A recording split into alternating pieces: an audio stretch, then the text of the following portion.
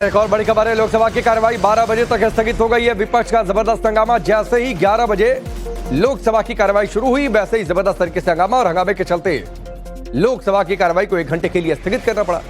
दोपहर 12 बजे एक बार फिर से कार्यवाही शुरू होगी और कार्यवाही चल पाती है, नहीं चल पाती है। विपक्ष क्या हंगामे पर अड़ा रहता है? आसार तो कुछ ऐसे ही लग रहे हैं, क्योंकि SIR पर चर्चा चाहता है, बावजूद इसके कि सरकार संकेत दे रही है कि इलेक्टोरल रिफॉर्म पर चर्चा करती।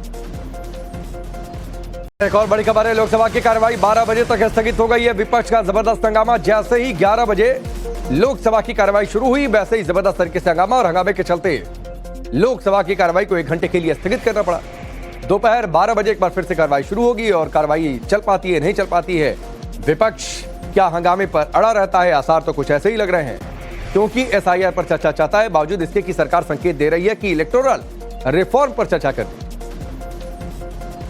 तक स्थगित हो गई है। विपक्ष का जबरदस्त हंगामा। जैसे ही 11 बजे लोकसभा की कार्यवाही शुरू हुई, वैसे ही जबरदस्त तरीके से हंगामा और हंगामे के चलते लोकसभा की कार्यवाही को 1 घंटे के लिए स्थगित करना पड़ा।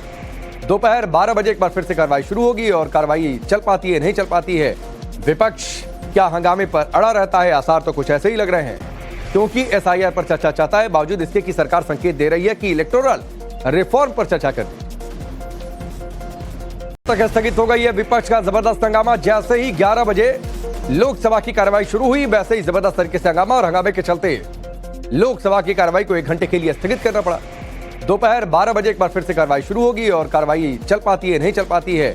विपक्ष क्या हंगामे पर अड़ा रहता है? आसार तो कुछ ऐसे ही लग रहे हैं, क्योंकि SIR पर चर्चा चाहता है, बावजूद इसके कि सरकार संकेत दे रही है कि इलेक्टोरल रिफॉर्म पर चर्चा करती।